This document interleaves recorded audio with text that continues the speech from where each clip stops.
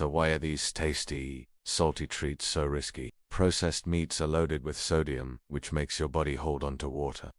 But did you know they can be a sneaky path to type 2 diabetes? Hailing from the sunny shores of the Indian Ocean, coconut oil has become a kitchen hero, celebrated for its unique taste and touted for its supposed health benefits. I'm talking about cheese, butter, and especially ice cream. But remember, knowledge is the first step towards taking control. By understanding why certain foods can impact our blood sugar levels and insulin sensitivity, we can make smarter choices. You don't have to overhaul your diet or banish your favorite foods entirely. Just make small, informed changes that add up to big improvements in your metabolic health. Stay tuned for more nutrition tips by subscribing and hitting that notification bell. And as always, consult your doctor or a registered dietitian before making any significant dietary changes. Your body is worth it. These full-fat dairy delights can be a secret saboteur when it comes to your diabetes risk. They can silently nudge you towards insulin resistance without you even realizing it. Full-fat dairy products are often packed with palmitic acid. This particular saturated fat hangs around in your gut for a while and slows down digestion. As a result, your body takes longer to absorb essential nutrients, potentially disrupting your metabolism and increasing the likelihood of weight gain. Weight gain, as you probably know by now, is a significant risk factor for type 2 diabetes. Another concern with full-fat dairy is its high calorie count. Overdoing it on these calorie-dense foods can lead to excess calorie intake and ultimately weight gain. And you already know where that's heading. The American Journal of Clinical Nutrition published a study suggesting that consuming too much full-fat dairy can lead to weight gain, which increases the risk of developing type 2 diabetes. Additionally, full-fat dairy contains high levels of cholesterol. While recent research suggests that dietary cholesterol may not be as harmful as once thought, it's still a consideration for those looking to optimize their health. So what's the solution? Focus on low-fat or fat-free dairy options. Skim milk, low-fat cheese, and non-fat Greek yogurt can provide essential nutrients without the problematic saturated fats and extra calories. These alternatives are just as delicious, if not more so, and are a lot easier on your waistline and your blood sugar levels. Remember, the key is moderation. Keep those full-fat treats as occasional indulgences rather than everyday staples. If you're looking for ways to reduce your risk of developing type 2 diabetes, this is one simple swap that can make a world of difference. But despite its exotic charm, coconut oil may be accelerating the global rise in type 2 diabetes. So what's the deal with this seemingly wholesome ingredient? Coconut oil is different from other cooking oils because it's mostly made up of medium-chain triglycerides, or MC. These special fats get quickly broken down in the body and turned into ketones, which can be used for energy. While that sounds promising, particularly for those managing conditions like epilepsy, the same process can be a problem for your metabolic health. When your body rapidly produces ketones from MCTs, it can trigger a series of events leading to insulin resistance. Several studies have investigated the link between coconut oil and diabetes risk. One notable study published in Scientific Reports suggests that substituting coconut oil for other types of fat can lead to worsened glycemic control, a key indicator of diabetes risk. This is mainly due to its high saturated fat content, which can promote inflammation and interfere with insulin signaling. Another study conducted on individuals with prediabetes found that consuming high amounts of coconut oil led to a significant increase in blood sugar levels. And if you're wondering, yes, coconut oil is indeed high in saturated fat. Around 82% of its total fat content comes in the form of saturated fat. That's more than 4 times the amount found in butter,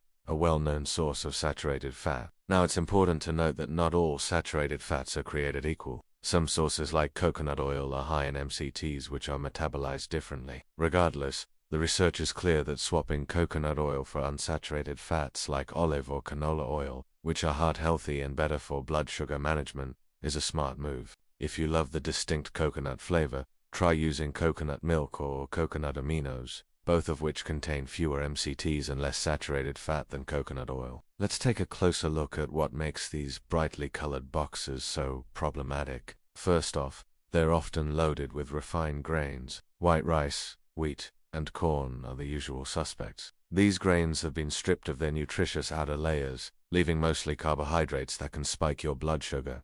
Then there's the sugar. We're not talking about natural sugars found in fruit or milk. These cereals are sweetened with added sugars like brown sugar, cane sugar, and corn syrup.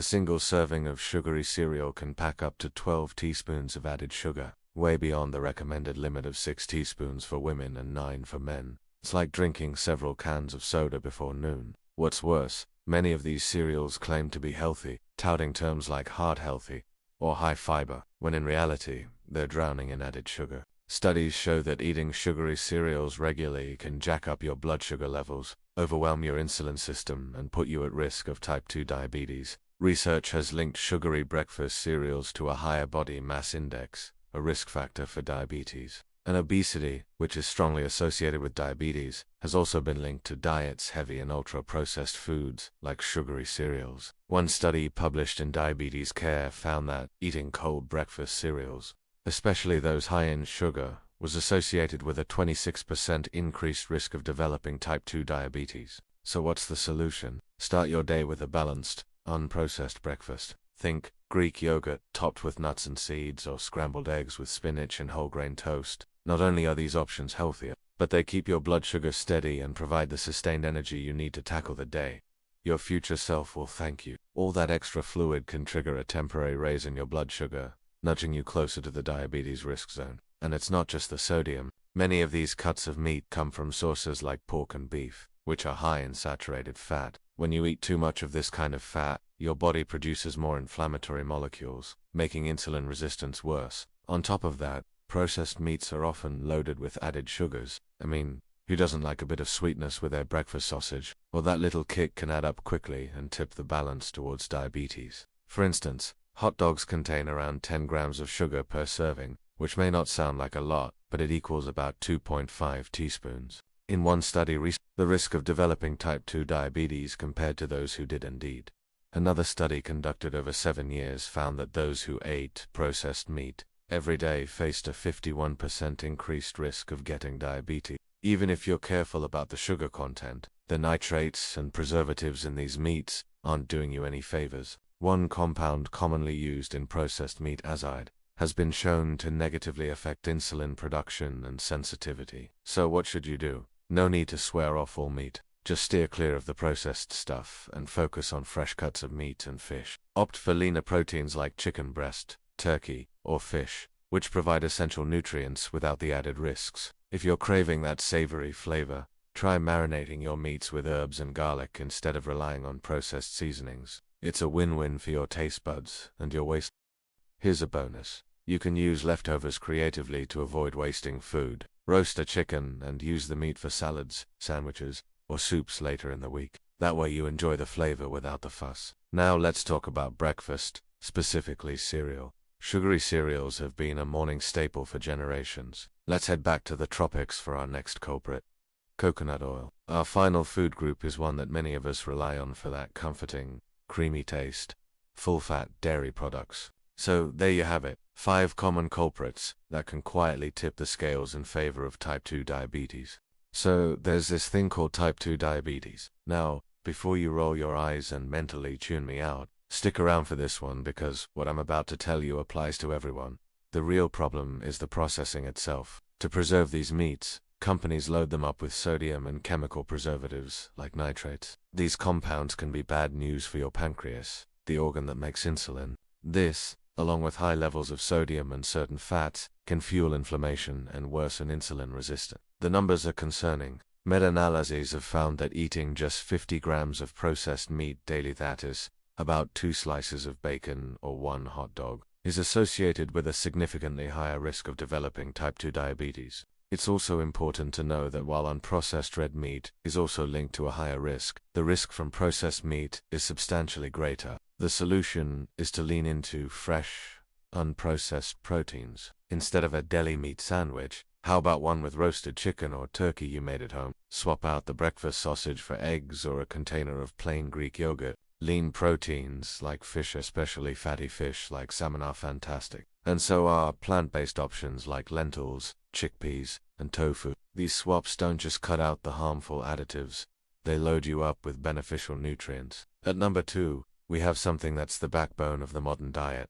Refined grains. I'm talking about white bread, white rice, most commercial pastas, crackers, bagels, and the vast majority of breakfast cereals. These foods have been stripped of their best parts, leaving behind a product that your body treats a lot like pure sugar. Here's a quick breakdown. A whole grain has three parts: the bran, the germ, and the end. The refining process basically rips this package open, throws out the bran and the germ, and just gives you the starchy fluff. Without all that fiber to slow things down, your body digests these refined starches super fast. This leads to a sharp, sudden spike in blood sugar and a huge surge of insulin to deal with it, just like we saw with sugary drinks. When this happens over and over, your body's cells get worn out from the constant insulin signal, which leads directly to insulin resistance and a higher risk of type 2 diabetes. Thankfully, the fix is both easy and delicious. Just switch to whole grains. Look for 100% whole wheat or 100% whole grain as the first ingredient. The fiber is a game changer. It slows down the sugar release for a much gentler, more sustained energy. Try starting your day with oatmeal. Use real whole wheat bread for your sandwich. Swap white rice for quinoa or brown rice, and grab whole grain pasta. This one change can make a massive difference in your blood sugar control. If you're getting some value out of this, do me a favor and hit that thumbs up button. It really helps the channel out and make sure more people can see this important health info. And stick around, because our number one food is the one that's best at hiding in plain sight. And here we are. The number one spot goes to the sneakiest villain of them all: foods packed with hidden and added sugars. We all know candy, cookies, and ice cream are sugar bombs. The real danger is the sugar you don't even realize you're eating. It's hiding in countless packaged foods, and many of them are disguised as healthy. I'm talking about flavored yogurts, granola, breakfast bars, most whole grain cereals, ketchup, barbecue sauce, salad dressings, and jarred pasta sauces. You could start your day with a fruit-flavored yogurt and a bowl of cereal, thinking you're being good, but you might be eating as much added sugar as a can of soda before you've even had your coffee. Food companies add sugar to just about everything to make it taste better and last longer on the shelf. This constant, low-level sugar intake keeps your blood sugar elevated all day long. It never gives your insulin levels a chance to come down, and that's a huge driver of both fat storage and insulin resistance. It's this steady, unexpected assault of sugar that does so much damage over time. It is no surprise then that studies showed the risks are highest for those who eat the most sugary drinks, followed closely by those who munch on lots of added sugar in processed foods. The takeaway: become a label detective. Added sugars are everywhere. Read the fine print and spot the culprits. Added sugars are often hiding under different names. Be on the lookout for terms like brown sugar, cane sugar, corn syrup, dextrose, fructose, and high fructose corn syrup. But remember, natural sugars found in fruits and dairy are okay. Just look out for those sneaky added sugars. I mean, take fruit juice, for instance. It's all natural, right? Well, yes, but it's missing the fiber that slows down sugar absorption. So drinking fruit juice is a lot like drinking sugar water. Or consider condiments like ketchup and barbecue sauce. They may not look like desserts, but they're loaded with added sugar. Same goes for many salad dressings, and especially for granola. Yep, that healthy-looking breakfast staple is often loaded with sugar. Some varieties can have as much as 26 grams of added sugar per serving. That's more than 6 teaspoons. Now let's talk about yogurt. Many yogurts marketed as healthy options can have significant amounts of added sugar. A 1-cup serving of Yoplait original yogurt, for example, contains around 24 grams of added sugar. That's roughly equivalent to 6 teaspoons. Finally, let's address the elephant in the room: cereal. Many cereals, particularly those marketed as kid-friendly or as healthy options, can be surprisingly high in added sugars. A popular brand like Honey Nut Cheerios contains approximately 12 grams of added sugar per serving, which translates to about 3 teaspoons. That might not sound like much, but it adds up quickly if you're not careful. So my friend, don't fall for the clever marketing tactics of food companies. Always scrutinize the labels. It's your safeguard against the hidden sugars that are silently sabotaging your health. Thanks so much for sticking with me. If you found this video valuable, please share it with someone you care about who might need to hear this. For more guides on mastering your metabolic health, be sure to check out our other videos. Stay healthy, and I'll see you in the next one. That's right. Whether you're a dedicated health nut or just trying to figure out what's for dinner tonight, this knowledge will benefit you in ways you might not expect. You might think the fat is the main villain here, but the story's a bit more complicated.